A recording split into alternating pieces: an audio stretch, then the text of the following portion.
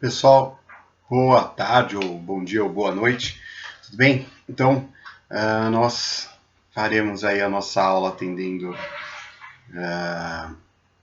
as novas diretrizes, não faremos a aula ao vivo, ela está sendo gravada então, né, como vocês estão vendo ela gravada, né, já no sistema da própria faculdade, e dúvidas posteriores que venham, provavelmente virão, eu incentivo vocês, como sempre, a tirarem dúvidas, a trazerem seus exemplos pessoais, as suas opiniões, inclusive. Eu acho que sempre isso engrandece a nossa aula, melhora a nossa aula, deixa ela mais dinâmica e mais aprofundada. Para atender essa expectativa, da qual eu acho bastante válida, eu vou ficar à disposição de vocês no WhatsApp. E aí eu cogito, não sei, vou ver quanto à possibilidade da gente fazer uma live, talvez tirando algumas dúvidas, caso seja possível. Não sei se iremos fazer, tá? Mas de qualquer maneira, vocês estão lá no grupo e eu fico à disposição para que vocês tirem as dúvidas, tá? Teve um grupo aí, essa aula aqui vai estar valendo tanto para o pessoal da noite quanto para o pessoal da manhã, que a gente está no mesmo momento, as aulas são as mesmas. Claro, a dinâmica acaba sendo diferente pelo perfil dos alunos, mas o conteúdo é sempre o mesmo, de uma aula ou de outra. Por isso, essa aula que estou ministrando vai se aplicar aos dois, tá? Eu vou manter aberto os dois, um dos grupos está fechado para comentários dos alunos, mas eu vou manter aberto durante umas 24 horas, tá? Para quem vier assistindo o curso possa ir tirando dúvidas, tá? Bom, mais um ponto aqui. Tem na ementa que eu passei para vocês, no plano de aula, constava hoje como avaliação, tá? Não faremos avaliação hoje. Eu passei para outra aula e lá constava um ponto lá de obrigações, tá? Eu acho que na hora de dar o Ctrl+C, Ctrl+V, eu acabei copiando uma coisa de uma outra turma que eu dou de obrigações. Na verdade, a aula de hoje é sobre classificação dos contratos, tá? Então nós vimos toda a teoria geral, toda a teoria não, né? Mas nós vimos aqui os conceitos de contratos, princípios, alguns vocábulos específicos dos contratos, e agora nós veremos as classificações dos contratos, tá bom? Então eu faço essa correção do que consta ali, já vou incluir o material correto, tá, para vocês, e vamos então dar início à aula. Bom, então nós falaremos da classificação dos contratos, como eu havia dito. A primeira classificação que eu queria tratar aqui com vocês, que é a mais prestigiada aí pela doutrina, geralmente a doutrina inicia tratando dessa classificação, é a divisão entre os típicos e os atípicos e também os mistos, né? Que seriam, obviamente, a mistura daqueles do típico e do atípico, né? Traz elementos do típico e do atípico. O contrato típico, também chamado de nominado, é aquele contrato cujas regras específicas estão previstas na legislação, tá?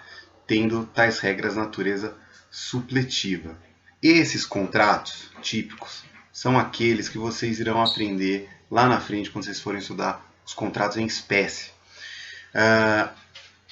Vocês lembram aí que os contratos a gente tem liberdade de redigir o contrato da forma que a gente bem entender, desde que isso não ofenda a norma jurídica, né? Desde que não vá contra alguma norma jurídica, de que não ofenda a moralidade, e né, não deve ser legal, não deve ser amoral, e não pode também ofender a função social do contrato. Mas fora essas limitações, eu tenho liberdade de escrever o que eu quiser, correto? Então, posso pensar, mas então, professor, por que existem alguns contratos com previsões específicas? Sim, via de regra a gente pode escrever o contrato que a gente quiser. Esses são os contratos atípicos. Mas aqueles que têm uma previsão específica na legislação, eles serão tidos e chamados de contratos típicos. Eles terão regras específicas. Por exemplo, contrato de locação. Tem uma lei própria, inclusive, tratando do contrato de locação. Lá tem uma série de requisitos, estabelecendo que o contrato de locação, se ele tiver um prazo X, ele vai ser renovado, se for assim não vai ser, que você tem que pagar uma multa, se sair antes do prazo, a multa tem que ser proporcional. Isso está tudo descrito lá na legislação. Tá? É um contrato, portanto, típico. Ele vai listar uma série de exigências. O contrato de compra e venda também. Se vocês forem pegar o Código Civil, vocês vão ver que o contrato de compra e venda trata de uma situação específica. Ele vai falar alguns requisitos do contrato de compra e venda. Tá? Ele vai estar especificando.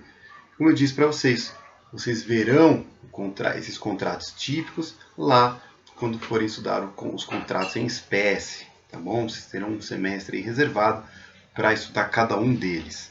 Tá bom? E os contratos atípicos são aqueles que não possuem, portanto, essa tipicidade. Eles são livres, eles não têm ali no código um conceito pré-estabelecido.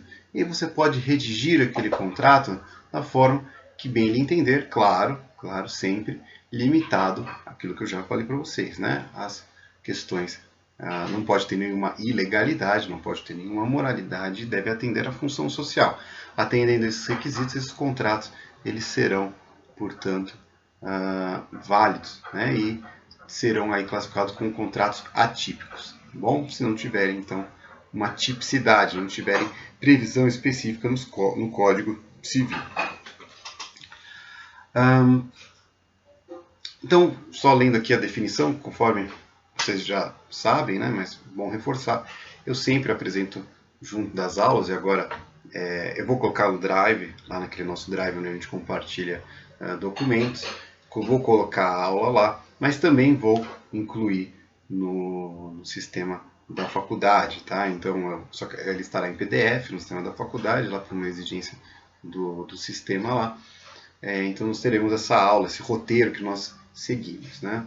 Lembrando mais uma vez que esse roteiro ele é um roteiro de aula, ele não tem o intuito de suprir a leitura da doutrina. A doutrina, obviamente, ela vai se aprofundar um pouco mais do que aquilo que nós estamos vendo aqui. Aqui é uma aula, nós temos um tempo limitado e, naturalmente, a ideia é simplificar, né? Ajudá-los a entender, trazendo exemplos,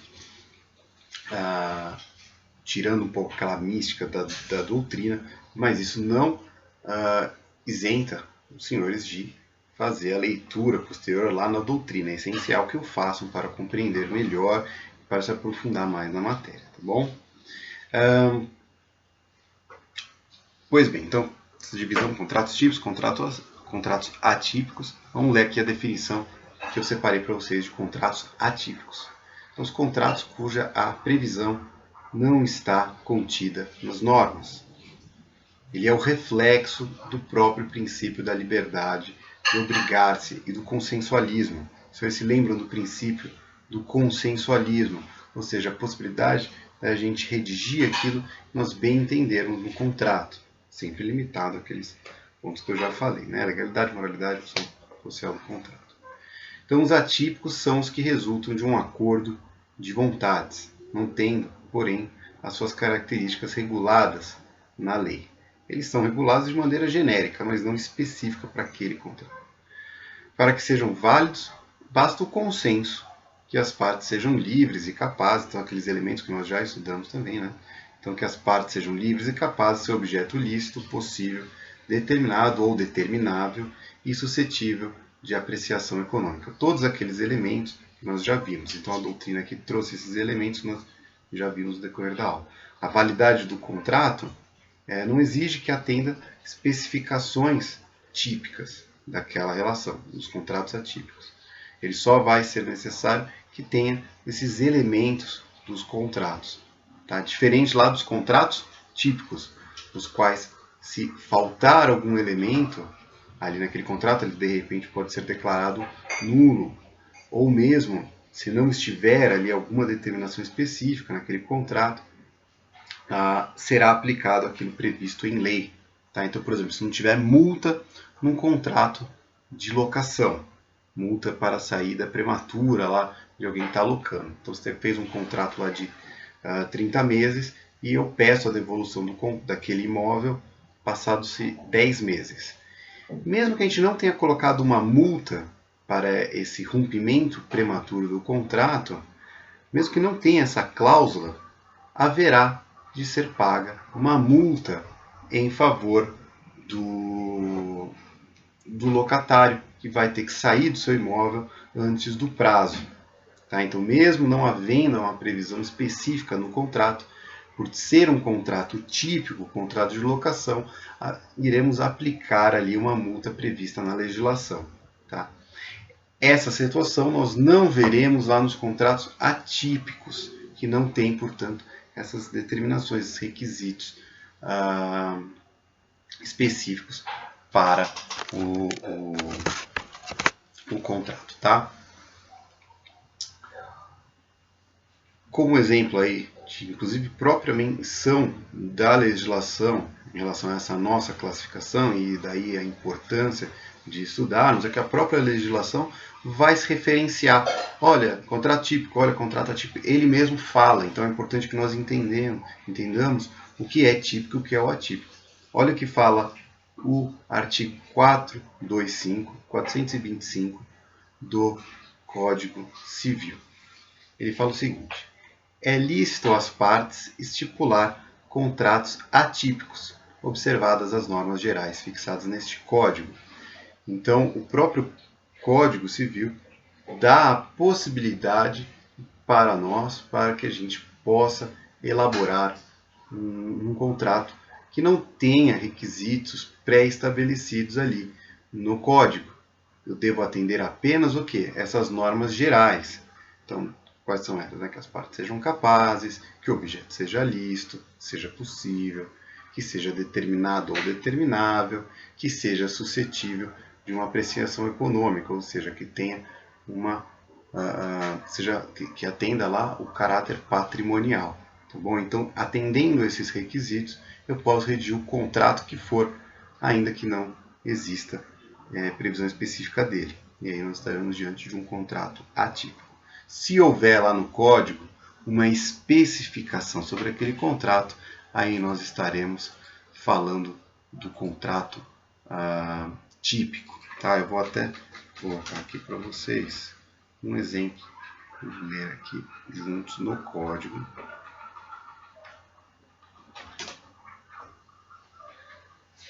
Lá, a partir do artigo, só um exemplo, tá? A partir do artigo 481 do Código Civil, nós temos ali do contrato de compra e venda, né? Da compra e venda. Então, 481 e seguintes fala, olha, pelo contrato de compra e venda, um dos contratantes se obriga a transferir o domínio de certa coisa e o outro a pagar-lhe certo preço em dinheiro. Ele vai tratar uma série de requisitos do compra e venda. Veja só, ele fala ali, depois ele vem cláusulas especiais de compra e venda. Tá? Venda a contento está sujeito à prova. Tá? Então, quer dizer, o código reserva um espaço substancial para tratar de requisitos específicos do contrato de compra e venda. Veja, né? O vendedor, salvo convenção em contrária, responde por todos os débitos que gravem a coisa até o momento da tradição, até o momento que é transferido.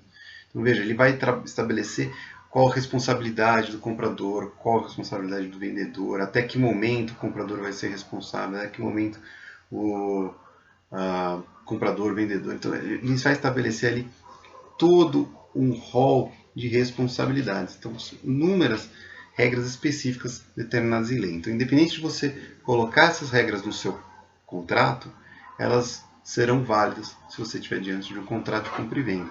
Então, a pessoa não pode falar, olha, peraí, a gente não colocou isso no contrato, não pode se aplicar. Você fala, não, calma, esse é um contrato típico. Existe uma legislação específica sobre ele. E, portanto, veja o que diz a legislação. A legislação estabelece essas responsabilidades ao comprador.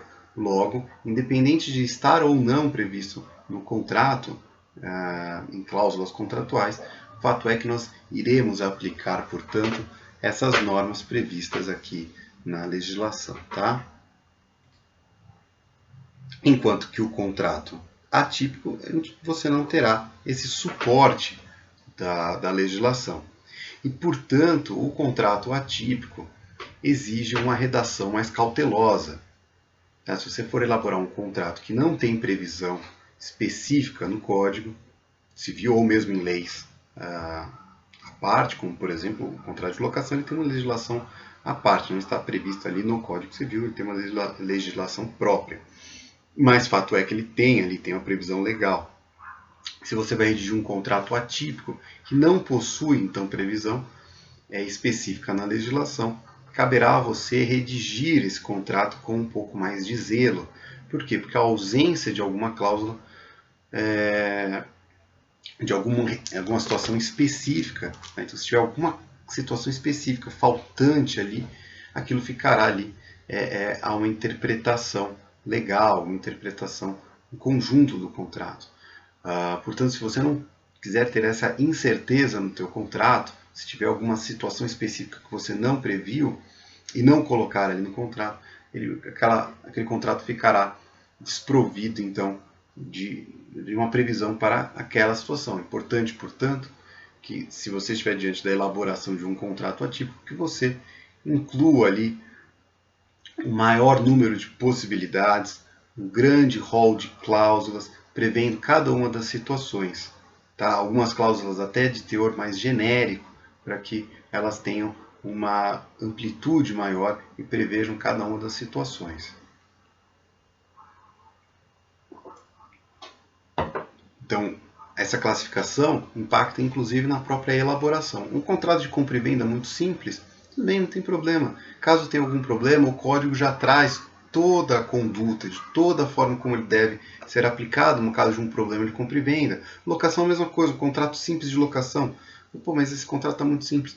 Não fique tranquilo, por quê? Porque a legislação já trata com propriedade, a doação também já tem, a legislação já trata com propriedade todas as situações para a doação, para a compra e venda, para a locação.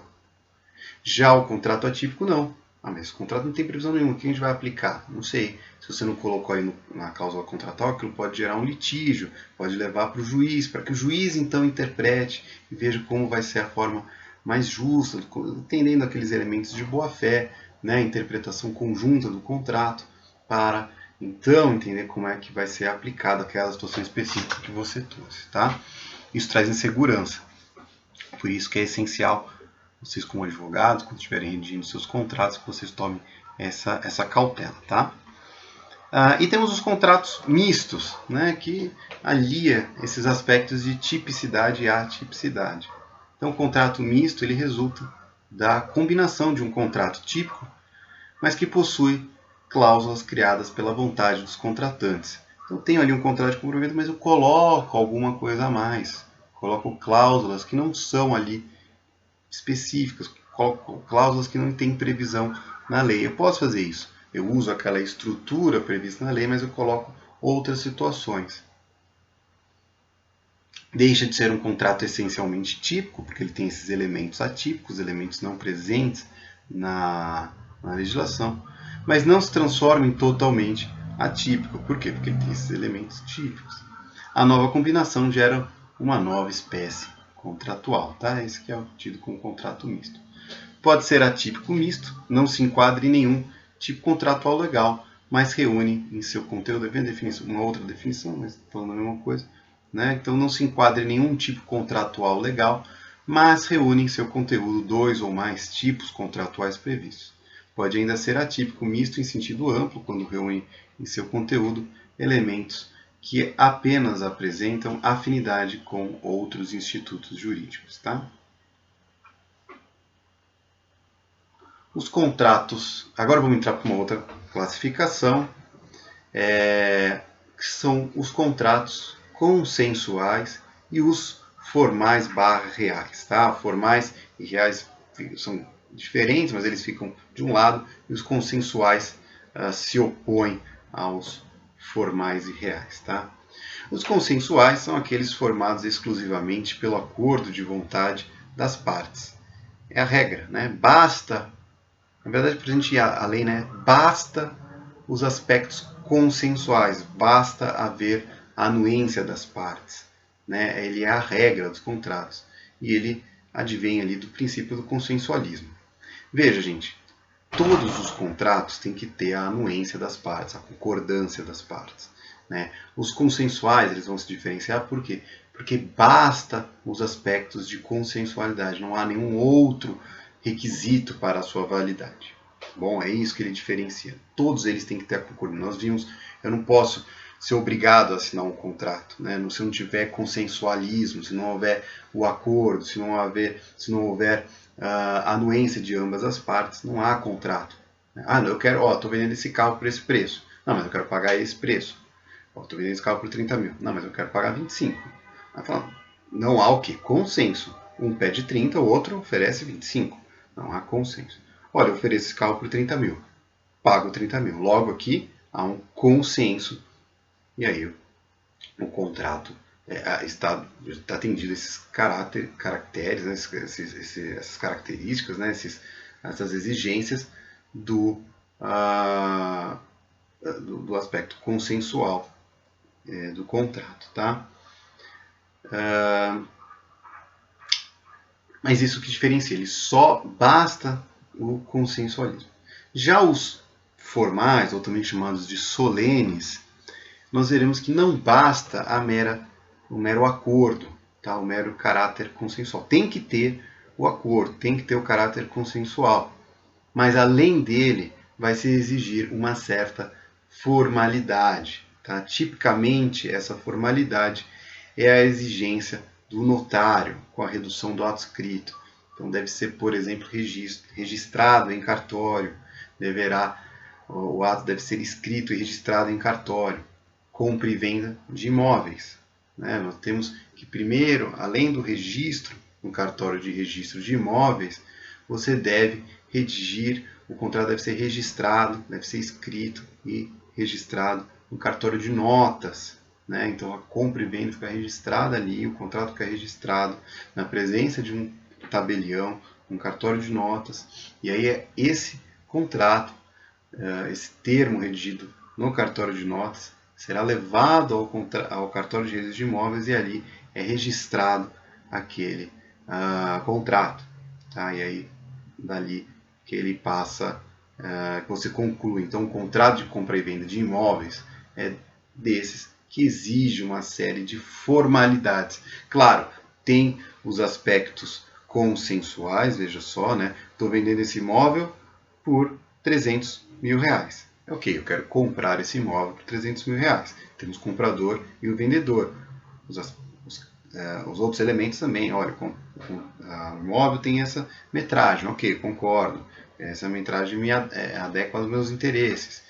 Olha, essa é a situação do imóvel, ok, concordo com a situação do imóvel. Olha, estou pedindo 300 mil, ok, estou te pagando 300 mil. Então tem aí o consenso entre as partes. Mas além disso, isso por si só não basta.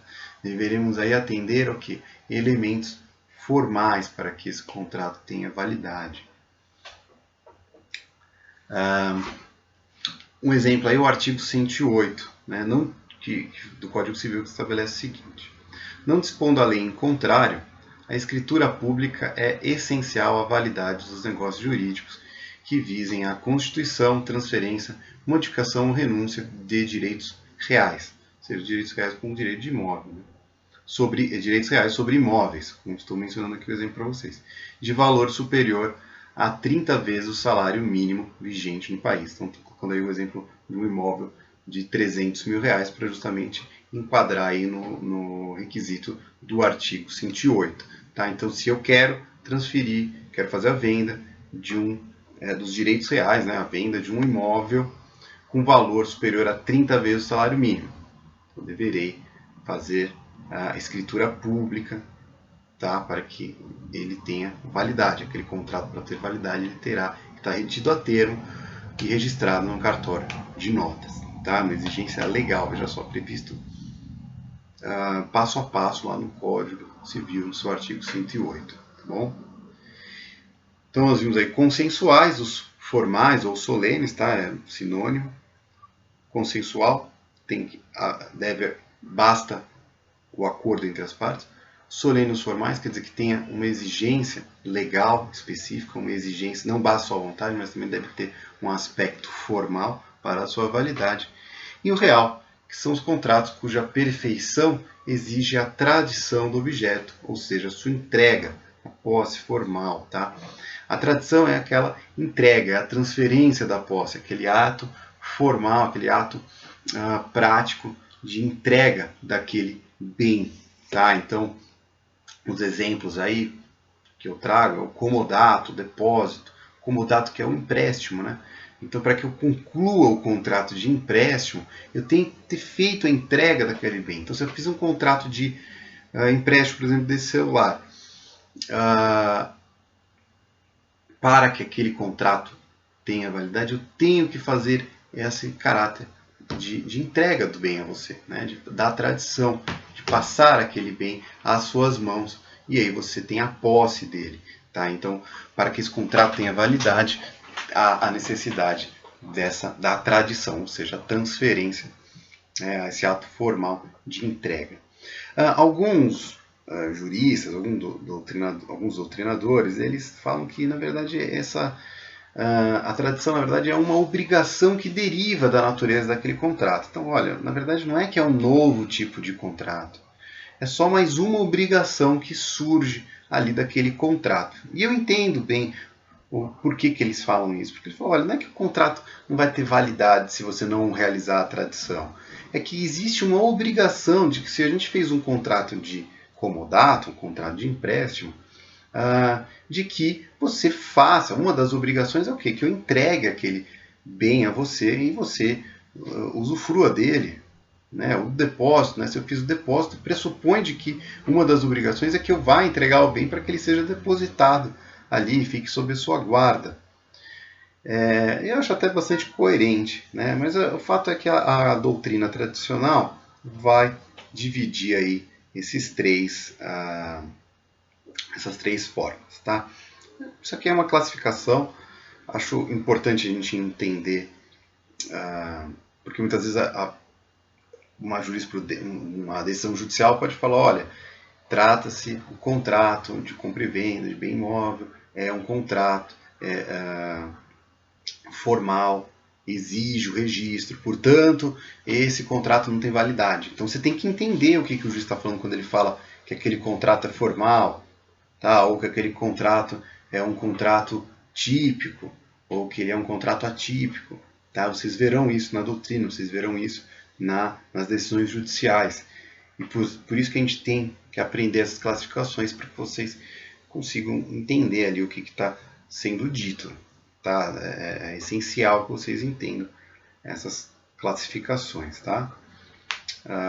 É claro que com o decorrer do curso, quando vocês forem aprendendo mais sobre o direito civil, sobre os direitos reais, fica às vezes um pouco mais... Quando vocês forem aprender, por exemplo, os contratos em espécie, os contratos típicos, né, que tem aquelas previsões específicas, esse entendimento vai aumentando.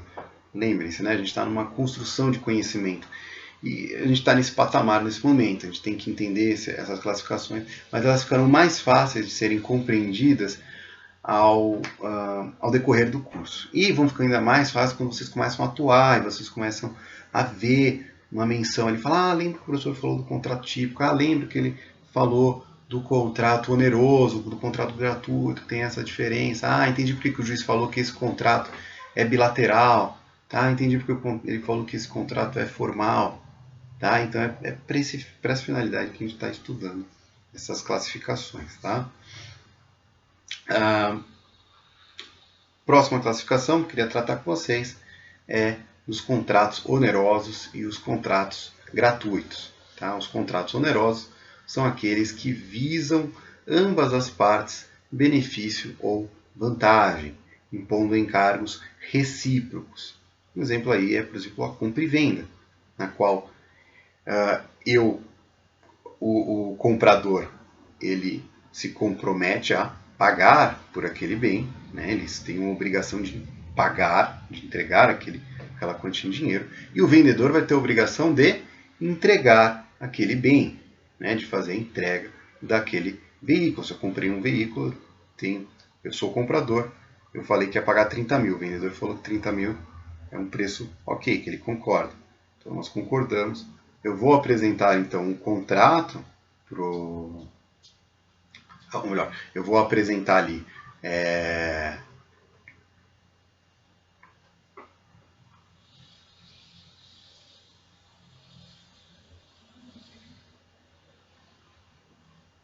Vai haver, então, portanto, um benefício, né, mútuo. Uma pessoa está recebendo o valor e a outra está recebendo aquele bem. Então há a obrigação de ambas as partes, tá? Por isso que a gente fala aí que o contrato é oneroso. Bom, por quê? Porque ambas as partes ali estarão se beneficiando, tá? E o contrato gratuito ou benéfico, também chamado de benéfico, é aquele que apenas uma parte vai aferir vantagem, a outra parte apenas suporta só ela, uma parte suporta só ela o encargo. O exemplo aí, por exemplo, é a doação. Veja só, na doação eu tenho que fazer alguma coisa. Se eu estou doando alguma coisa para alguém, aquela pessoa que está recebendo aquele bem, ele precisa fazer alguma coisa? Ele tem alguma obrigação? Não. Precisa aceitar. Né? Ele não tem nenhuma obrigação. Ele precisa pagar alguma coisa? Não. Ele precisa fazer alguma coisa para mim? Não. Se ele pagar alguma coisa, ou se ele fizer alguma coisa, não é mais doação. Doação pressupõe que sou só eu entregando alguma coisa para aquela pessoa. Olha, eu quero doar para você um carro. Tudo bem. Aí você falou, eu quero doar um carro para você, mas você tem que vir pagar 10 mil reais. Isso é uma doação? Não. Aí já é uma compra e venda. Né? Ou eu quero doar esse carro para você. Só que para eu doar esse carro para você, você tem que fazer a laje na minha casa, pintar a parede, instalar aquelas janelas. Isso é uma doação? Também não. É uma contraprestação ali. Né? Tem um contrato que vai juntar aí elementos de compra e venda, de prestação de serviço, mas ainda assim deixa de ser uma doação. A doação pressupõe que uma das partes nada o faz. Por isso que a gente vai chamar de contrato gratuito. Uma parte vai assumir a sua obrigação, ou seja, a entrega daquele bem que ele se comprometeu a doar. Então a gente assina um contrato lá de doação, no qual o Rodrigo doa o carro dele para vocês. Então ele vai assinar um contrato, vai fazer direitinho, vai mostrar para vocês, vocês assinam também. E eu só devo entregar o carro. Vocês têm alguma coisa para fazer de contraprestação? Não, nenhuma. Tá? Então, cuidado. Tá? Muitas vezes as pessoas falam, o gratuito é que não tem valor nenhum, tem dinheiro. E o oneroso é o que tem dinheiro.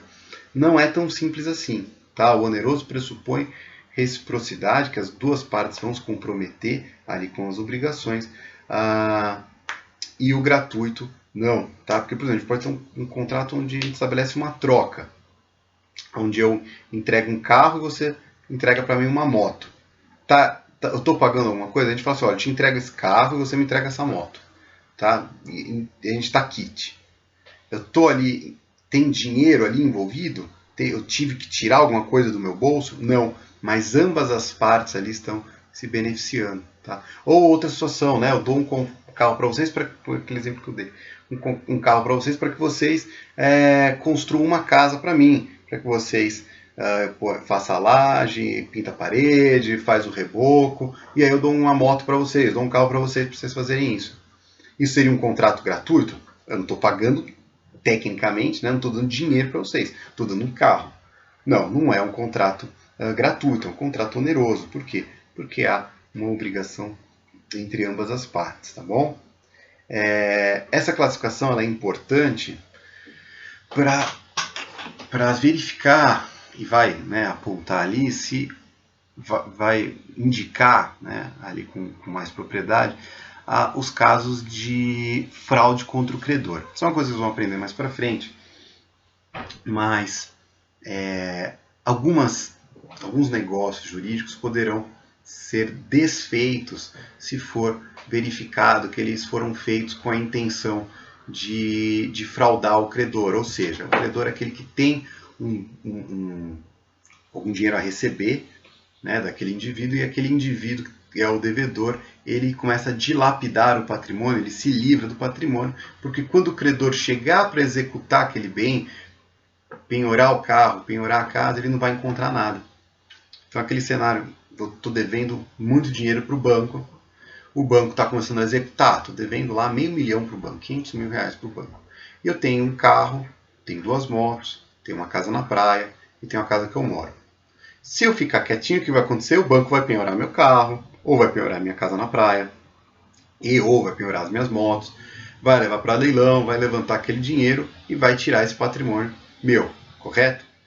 E aí eu, na sacanagem, faço o seguinte, olha, antes que o banco comece a executar, eu vou doar esses meus bens para o meu sobrinho, vou doar para o meu amigo.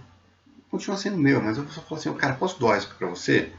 Depois eu pego de volta, só para o banco não achar ele, tá? Pô, tranquilo, doa aí. Aí eu faço a doação lá pro meu amigo, faço a doação pro meu sobrinho, vou doando meus bens. Aí quando o banco chega, eu falo, banco, ó, não tem nada. Pô, se não tem nada, não tem nada. Aí o banco vai ficar o quê? Chupando o dedo, não pode fazer nada. O que ele pode fazer, na verdade? Ele pode falar que aquela doação foi fraudulenta. Tá? Então, quando a gente estiver diante desses negócios jurídicos que são gratuitos, isso vai levantar uma suspeita. Tá? Também levando suspeita quando, por exemplo, a compra e venda é feita por valor irrisório. Olha, vendi ali para o meu sobrinho um apartamento que valia 1 milhão, vendi por 10 mil horas. Isso vai levantar bastante suspeita, vai deslevantar a suspeita de característica de fraude. Tá? Então, essa divisão de oneroso ou gratuito vai levantar essa suspeita no credor e também um cuidado na maior parte do juiz na hora de analisar. Ele vai falar, cara, você doou aquela sua casa que valia 1 milhão e estava no meio da execução, ou estava já uma dívida, né, do banco, e você doou aquela casa, isso me parece um pouco suspeito. Tá? Então haverá uma investigação maior quando estivermos diante dessas situações ali de gratuito, tá? do contrato gratuito ou benéfico. Tá? Por isso que é importante a gente saber diferenciar esses contratos. Tá? Temos aí os contratos bilaterais e os unilaterais. E é interessante a gente lembrar que todo contrato pressupõe uma pluralidade de pessoas. Tá? Não há um contrato comigo mesmo. A gente já falou disso. O contrato sempre exige um outro. Eu não posso fazer um contrato comigo. Tá? O Rodrigo faz um acordo com o Rodrigo. Não há. Não existe. Tá? O contrato pressupõe sempre um outro.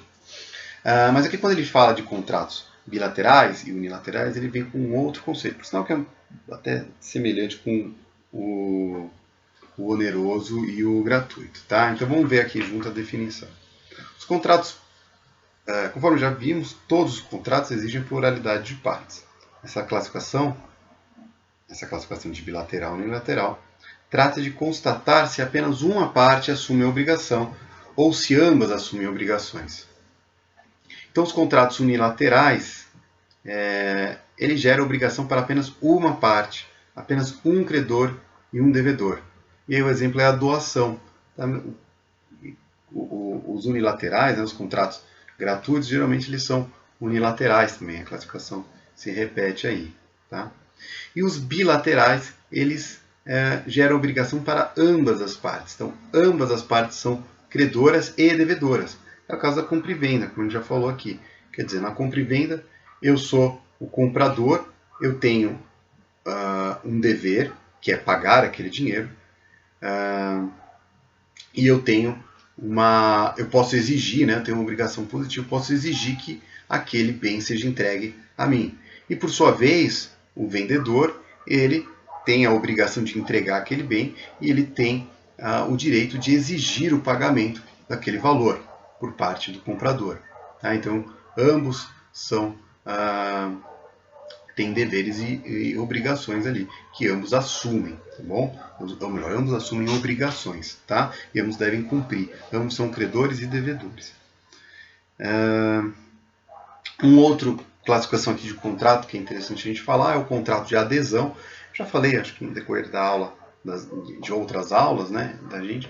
O contrato de adesão é aquele que a gente não tem possibilidade de discutir as cláusulas. Ele já é entregue para a gente, já redigido.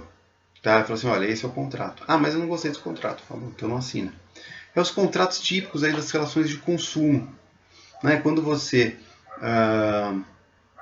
compra, é um exemplo que eu sempre cito, né? Mas quando você compra um chip lá da Claro, né? Ou da Vivo, ou da TIM, ou da Oi, eles entregam aquele papelzinho ali para você assinar. Né? Ou quando você vai no banco e faz um contrato bancário, você abre uma conta, ou quando você faz um empréstimo lá no banco, eles entregam um contrato já feito. Mas você fala, não gostei dessa cláusula. Aí você fala, azar seu. Né? Esse aqui é um contrato de adesão. Não há margem de a gente discutir essas cláusulas. Eu não vou alterar. Quem está oferecendo aquele contrato para você não é nem quem o redigiu, né? Ele é um mero representante daquele banco, daquela empresa. Então, cabe a você simplesmente aceitar. Tá? Então, ele exclui essa possibilidade de qualquer debate e transigência entre as partes, uma vez que um dos contratantes se limita a aceitar as cláusulas. No caso, geralmente o consumidor aceita aquelas cláusulas. Bom, não é exclusivamente para consumidor, tá, gente? Que é tipicamente para consumidor. E condições previamente redigidas e impressas pelo outro, aderindo a uma situação contratual já definida em todos os seus termos. Tá bom? Então, vocês verão aí, às vezes o juiz vai falar, olha, esse contrato aqui tem uma cláusula abusiva, e é um contrato de adesão, então sequer dá para a gente falar que o consumidor, ou aquele que assinou aquela cláusula, ele foi descuidado, que ele assinou sem concordar com a cláusula. Ah, mas ele assinou, ele tinha que concordar com essa cláusula. Sim, só que de certa forma, né, só que ele foi um contrato de adesão, então não havia margem para ele discutir. Ele assinou realmente aquele contrato, mas não havia margem de discussão. Geralmente esses contratos de adesão, né, a análise de cláusulas abusivas será muito mais criteriosa. O juiz vai falar, olha, realmente essa cláusula é abusiva, essa também. Tá? Ele vai entender ali que as cláusulas são abusivas e vai interpretar mais favorável os aspectos de abusividade das cláusulas, porque não houve a possibilidade de discussão por uma das partes, tá, de redigir aquele contrato. O outro contrato que eu queria falar com vocês é a divisão aí de contratos comutativos e os contratos aleatórios. Os comutativos são aqueles em que a prestação e a contraprestação são equivalentes entre si e suscetíveis de imediata apreciação quanto à sua equivalência. Mais um exemplo, compra e venda.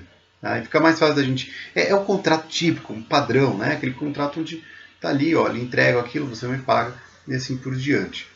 E o contrato aleatório, e a gente entender o contrato aleatório, fica mais fácil de entender o contrato comutativo. Os contratos aleatórios são aqueles cuja prestação somente serão cumpridas pela ocorrência de um evento futuro e imprevisível, sendo, portanto,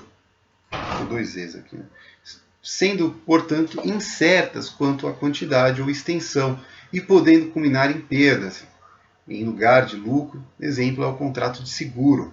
Quando eu faço o contrato de seguro, o seguro vai ter que me pagar alguma coisa? Não. Né? Só vai me pagar alguma coisa o seguro se acontecer um sinistro.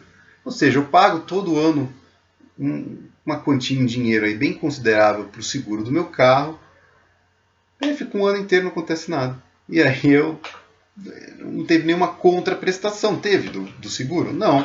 Eles não fizeram nada. Só receberam dinheiro. Que belo negócio com o seguro, não é mesmo? O seguro é um ótimo negócio. Né? Inclusive, a história do seguro, se vocês forem ver, ele começa com...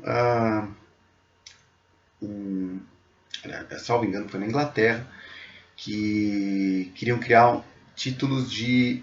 Lá na Inglaterra, os padres lá eles podem casar, né? Na igreja anglicana, né? Para ser mais preciso, os padres podem casar. E a igreja anglicana queria criar um sistema em que as esposas dos padres, elas recebessem uma quantia em dinheiro quando o padre falecesse, né? Uma pensão. E aí eles fizeram cálculos, falaram, olha, se cada padre pagar tanto, um padre vive tipicamente esse tempo de vida, ele vai contribuir por tanto, tal. Fizeram uma série de cálculos e chegaram a um ponto de quanto vive em média a esposa do padre e tal. Falaram, padre, olha, se todos vocês pagarem essa quantia aqui por ano, quando vocês falecerem, as esposas de vocês receberão essa pensão. E é um dos mais antigos, até hoje existe, tá? Essa seguradora lá na Inglaterra. E aí eles, cada vez que... E aí deu certinho, o cálculo deles foi preciso e até hoje funciona assim lá, né? E essa é a ideia do seguro. Quer dizer, olha, todo mundo paga R$1.000 de seguro, R$2.000, e aqueles que tiverem um sinistro, aqueles que vierem a bater o carro, né? Uma hora ou outra vai bater o carro, vai acionar o seguro, mas tudo bem, os outros estão pagando por você. Tá? Esse conceito aí é tudo cálculo matemático. Tá? Mas veja, no caso ali mesmo desses padres, né, a esposa dele poderia falecer antes, ou ela poderia se divorciar, não sei se tem divórcio lá na igreja anglicana, imagino que hoje tenha, né? Ou ela pode falecer antes, quer dizer, pode ser que ele nunca nem entregue, que esse valor nunca nem chegue a ela, né? Ou pode ser que eles morram juntos, mas aquela mas você tem esse evento futuro incerto, tá? É o típico então caso do seguro. Pode vir a ocorrer, se ocorrer, aí o seguro vai ter que pagar, tá? O seguro de vida inevitavelmente alguém vai morrer, né? Todo mundo vai morrer mesmo. Mas no caso de um acidente automobilístico, não é certo. Você pode passar 10 anos pagando o seguro do carro e nunca acionar ele, né? Ou ele ser furtado, ou você bater o carro, roubado, né? Assim por diante. Bom, então esses vão ser essa é a divisão típica. O contrato aleatório tem esse critério incerto e o comutativo, que é certo. Quer dizer, compra e venda. Entreguei o dinheiro para vocês, tem que entregar o carro, ponto. Tá?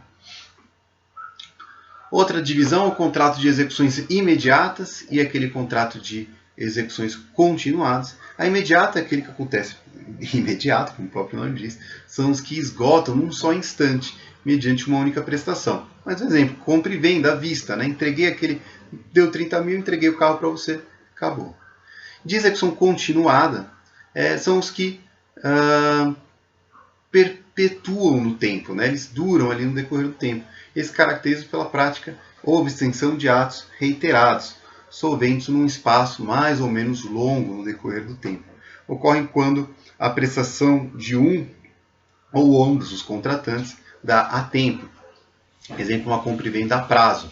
Né? Eu entreguei o carro a você e você está me pagando tantas vezes no decorrer do ano, você está pagando para mim. Tá? Então, aquele contrato, a execução vai perdurar durante um período de tempo. Tá? É um contrato de locação, né? Ele também vai durar, vai ocorrer o pagamento no decorrer de um período de tempo. E aí, por fim, queria trazer aqui a classificação dos contratos principais e os contratos acessórios. O contrato principal, como o próprio nome diz, é aquele que é o principal, são aqueles que podem existir independente de qualquer outro. Então, compra e venda. O contrato de compra e venda, basta ter o contrato de compra e venda, ele vai ter validade e assim por diante. Já os contratos acessórios, eles pressupõem a existência de um outro contrato. São aqueles que têm por finalidade assegurar um cumprimento de outro contrato. Por exemplo, o contrato de fiança. Então, a gente fez um contrato de compra e venda e você vai me pagar tanto. Só que eu exigi uma fiança, exigi um contrato de fiança. Se você não cumprir a sua obrigação, eu posso cobrar dos fiadores. Tá? O fiador ele vai garantir a execução daquela compra. O contrato de fiança por si pode existir? Não. O contrato de fiança exige que exista um outro contrato, um contrato de locação, um contrato de compra e venda, um contrato de empréstimo. Ele exige que pressupõe a existência de um outro contrato que vai existir antes. E aí o contrato acessório, portanto, seria o de fiança, e o principal seria aí a compra e venda, a locação, assim por diante. Tá? Gente, olha, essas foram as classificações que eu selecionei para vocês. Devo fazer aqui uma ressalva que vocês verão, às vezes, dependendo da doutrina de vocês, uma outra variante, às vezes de termos. Vocês verão, às vezes, uma outra classificação também que foge um pouco dessa aqui, uma nova classificação, classificações distintas dessas. Tá? Mas essa daqui, tipicamente, é aquela que vocês vão encontrar em todas as doutrinas e outras que, às vezes, algum doutrinador opta em colocar, outro opta em tirar. Mas, tipicamente, vocês verão essas daqui em todas as doutrinas. São as que eu entendo particularmente mais relevantes, as classificações mais relevantes. Tá? Bom, reitero aqui o convite, aqueles que queiram tirar dúvidas e estimulo, inclusive, que o façam, procurem lá o WhatsApp e aí eu fico à disposição no período da aula, claro, também posteriormente, não há problema nenhum. Mas, preferencialmente, vamos tentar utilizar durante o período da aula, que assim também não incomoda os outros alunos. Na eventualidade, se tiver uma dúvida, pode até me mandar direto a pergunta, tá? E assim, também não atrapalha os demais colegas, tá? Todos vocês têm o meu contato ali, basta mandar mensagem, não responder na hora, porque às vezes eu estaria ocupado, eu certamente iria responder mais para frente, Tá? O importante aqui, mais uma vez, é que a gente tenha esse procedimento de colaboração entre a gente, que a gente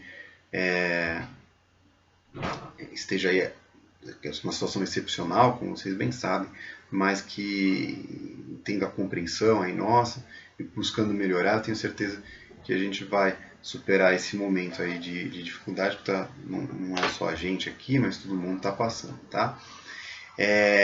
Bom, é isso, agradeço a atenção e até a próxima aula. Um abraço, tchau, tchau, gente.